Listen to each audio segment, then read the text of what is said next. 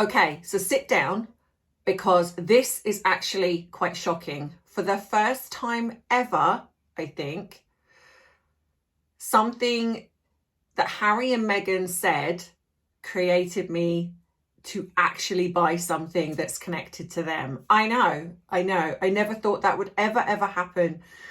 So if you want to know what that is, and yeah, I'm trying to draw you in. So if you know, we're going to talk about what is going on, because this is, I'm sure that you probably know, connected to the Tom Bower book.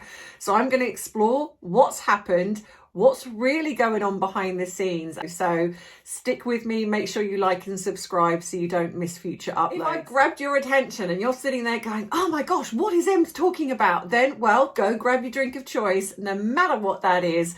Sit back, relax, as we get into some tea, some truth, with a touch of therapeutic psychology.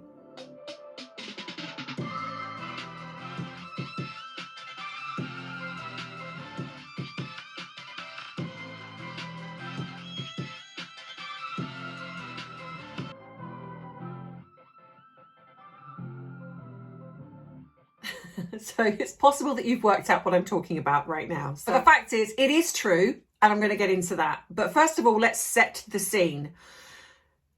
So the situation is Tom Power, well, yeah, maybe he has got some power. Tom Bower has a new book coming out, and it's called Betrayal. Is that before the release on Thursday? Yes, it's coming Thursday. And also, yes, I'm going to be talking about it. Some excerpts have come out already, and that's pretty normal when it comes to big autobiographies or big authors that are coming out, and you know, and there is some need for that, or desire or want in the mainstream media. So yes, so some bits are coming out already, and well, they're not exactly very flattering, let's just say. I think this is going to be good. I think if you thought Revenge was good, I think he's got a bit braver, and if this is the tone, then I think that so far he's kind of the only one with some baubles that's actually calling them out.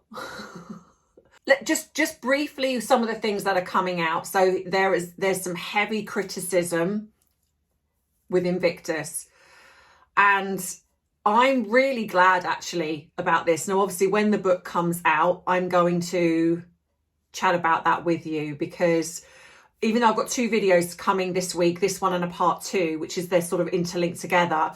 But when the video drops on Thursday, I would be very remiss. I'm almost thinking, do I take a day off work? Well, I mean, I can't, because I don't think my clients would be too happy about that. But yeah, so it's probably going to be a late one. But I'm, definitely going to talk about it.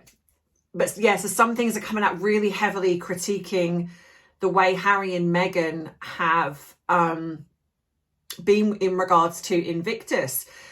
And so this says to me that there's some people that are disgruntled behind the scenes, because the one thing we know with Tom Bower is that he does his due diligence. He doesn't put anything out without, my guess, the facts to back it, because he knows how litigious they are, which is why I do feel that other people are, even if they, like when we've talked about, like, say, the children and stuff like that, I think that it's very difficult to print things. My guess is if you don't have any facts. Now, maybe he's mentioning about this in the book. I don't know.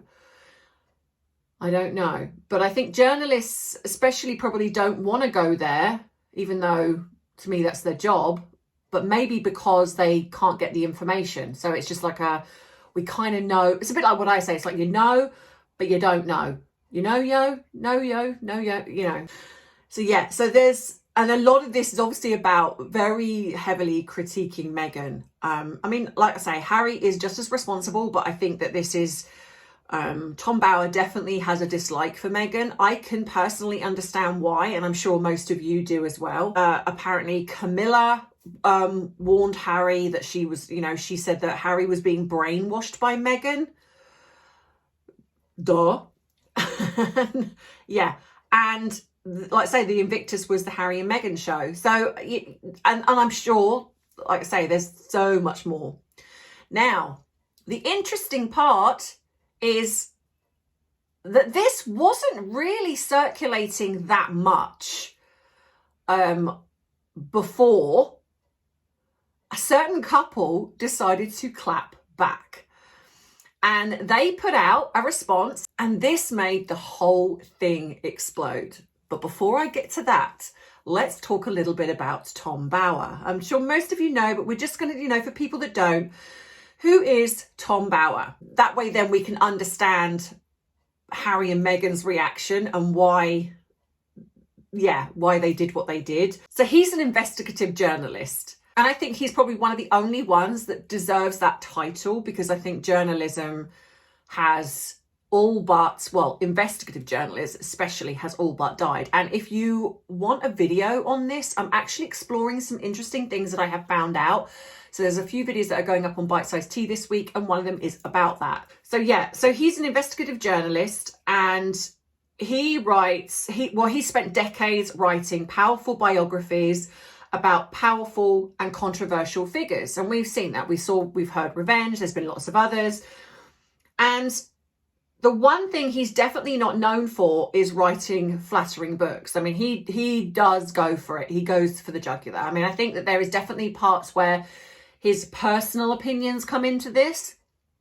But the one thing is that he has never, and I think this is important to say, he has never, ever been sued.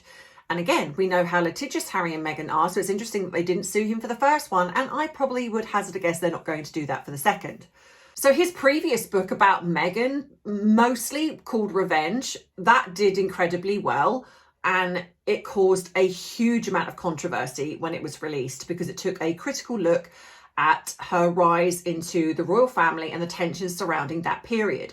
I just want to add as well, I don't want to take away from Lady C, because I actually do feel that Lady C, so I'm going to do a slight correction there.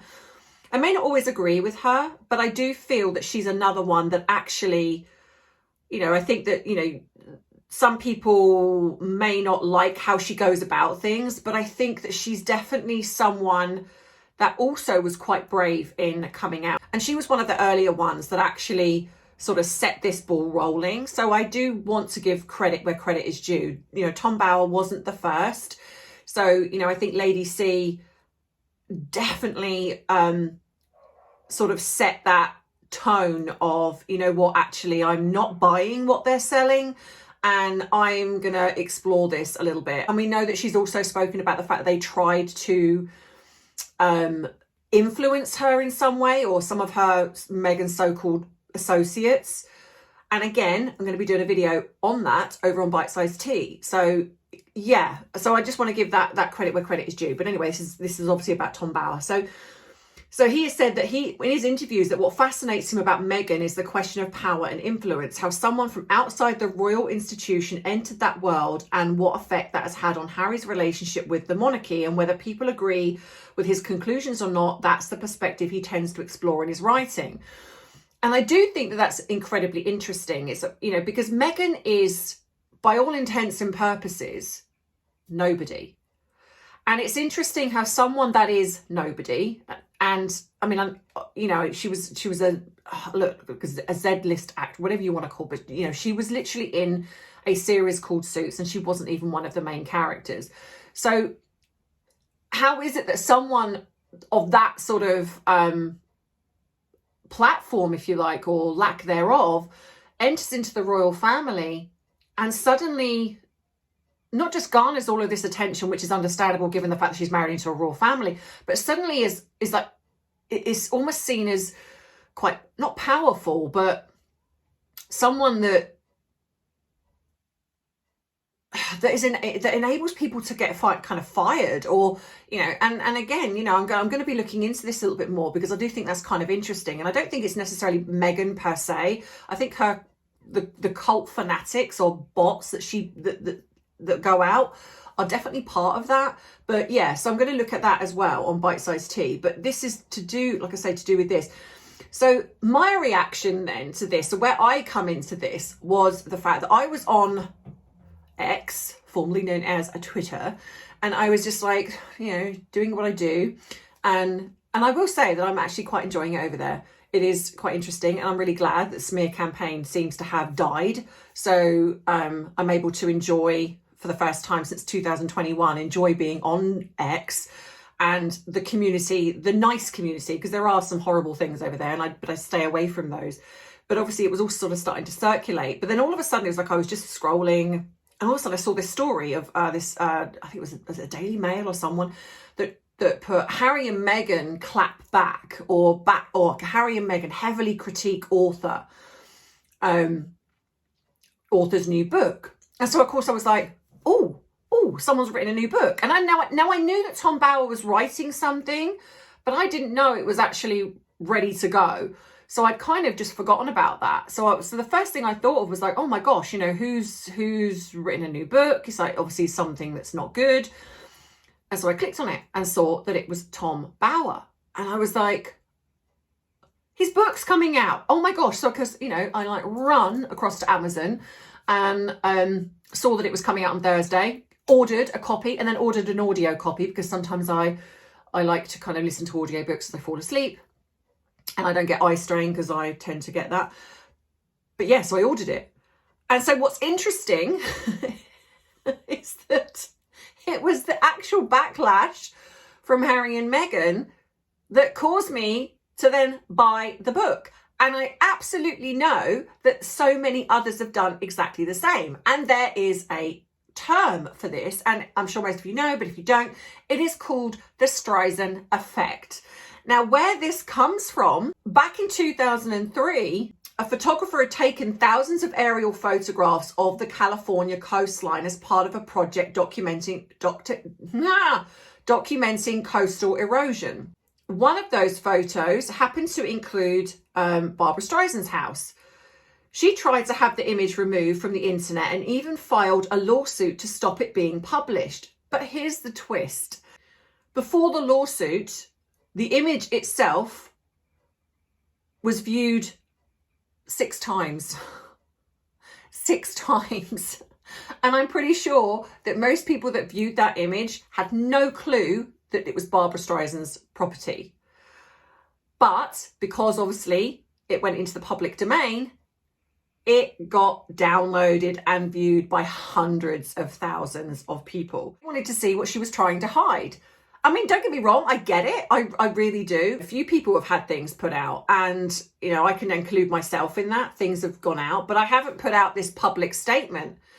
You know, this was put out, you know, because of course then, you know, people that are interested are going to be like, oh, you know, what's this, what's that? The attempt to actually squash the image created the image to get viewed hundreds of thousands of times, and it obviously then did draw attention to the fact that that was her property, whereas before it was 6 times.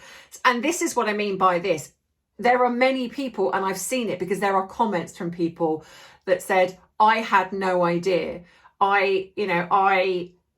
I was one of them. So I am proof that Streisand effect actually works. And the result of that is that it went from, prior to that, 44 in the Amazon bestsellers, and this is even before release, to now number 1. And that's I just find that so hilarious, with the fact that because of their backlash, because of them putting out this statement, they caused it to go to number 1. Well, okay, can't prove that, but I think, you know, yeah. And the reason this is really interesting is because, you know, where we've seen situations like that happen before with Harry and Meghan especially, this is exactly what has happened here. And I think that, like I say, the Streisand effect has come into full, it shows it perfectly. And I just think that that is absolutely karma. You know, that's justified in you know, and I'm going to talk about the backlash more in my part 2 video, because that's just going to need a video all to itself, where I'm going to literally break down what they've said, which is why I haven't done it in this video. And I'm going to contrast and compare to how absolutely hypocritical these two are. Now, I'm going to do a little comparison here because, well, there is a certain autobiographer, loosely if you want to call him that, that was their mouthpiece, and he's just recently released another book, Iexplore. He's been very sort of historical and sympathetic towards Harry and Meghan. We all know that he's linked to Marcus Anderson, but yeah, so he suddenly, you know, so he popped up around the time that she did, and he's become, like I say, the mouthpiece for them. And his book sales fluctuated for lots of reasons, and a lot of it was in the beginning when he did the first one, is it Funding Freebies, that was in the height of the Harry and Meghan sort of drama. So it did get a lot of sales, not as many as Lady C or Tom Bower, but it still did in comparison. Now, what's interesting is that his Endgame book he sold around 6,000 copies. I mean, and that in the world of books is terrible. And I think it's interesting to show that actually her cult fanatics, they're not as big as what they sort of portray themselves, because like I say, I think a lot of them are astroturfing accounts and bot accounts. But again, it shows you 6,000 copies he sold of the last book, and it's now ranking at where Tom Bowers is number 1. Iexplore is ranking at 203,000. I mean, that's just joyous. Apparently he went into, I think he peaked at number 12 and then literally within a week dropped off, and he's now 203,000, and that is his latest book. So that was not that long ago. And I just find that, just wonderful. So it's like, but you know, I don't care. So like I said, I think that tells us something about the broader media environment around Harry and Meghan, that they are, even though they are one of the most talked about couples, which it's true they are, but not favorably. And I think this is why what frustrates me more is how the media are utilizing Harry and Meghan, even though they know that there is a lot of negativity surrounding them. It's like it doesn't matter. They don't call her out. And this is why I feel that Tom Bower deserves this, like being number 1, because he's one of the only ones, I'll say credit to Lady C, but one of the only ones that he has come out and called them out. And that's what journalism is about to me. Now, I don't always have to agree with some of the things that he said. He's come out and said things about the Beckhams that I don't agree with. But at the same time, I don't always have to agree with him. That's just the way life works. But I can respect the fact that when he does say something and I read it and I'm like, yeah, you know what? I've seen that myself, because this is the thing with Harry and Meghan, because I'm going to explore this a bit more in too. But this is the thing, them clapping back is so hypocritical because of what they've built their so-called failing brand on. But yeah, like I say, going to get into that in part 2. So Thursday, the book is coming out on Thursday. So I am going to try to drop a video Thursday, depending on when the download happens or when the book arrives.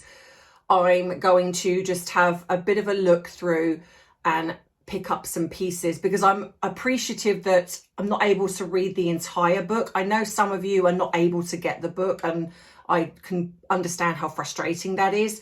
So I'm just going to try and pick out some of the best bits. And if you want me to do more, then I will happily do that. I will happily go through each chapter to give you kind of like the best bits in the way that I do it in my usual flair. I know that you liked this when I did this before. So, and maybe I will get some of the people that have dropped off, they will come back, because people are leaving me. I don't know why. But maybe they'll come back.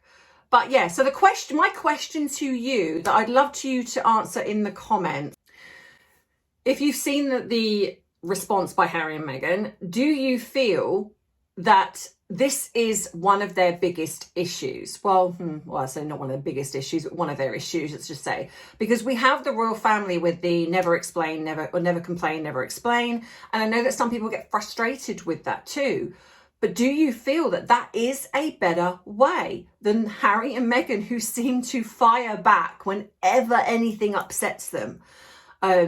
Yeah, but I'd love to know your thoughts on that. You know, what do you think? Do you think that they actually are making things far worse by doing what they're doing, and they'd be better off just adopting the way the royal family? Or is there a balance?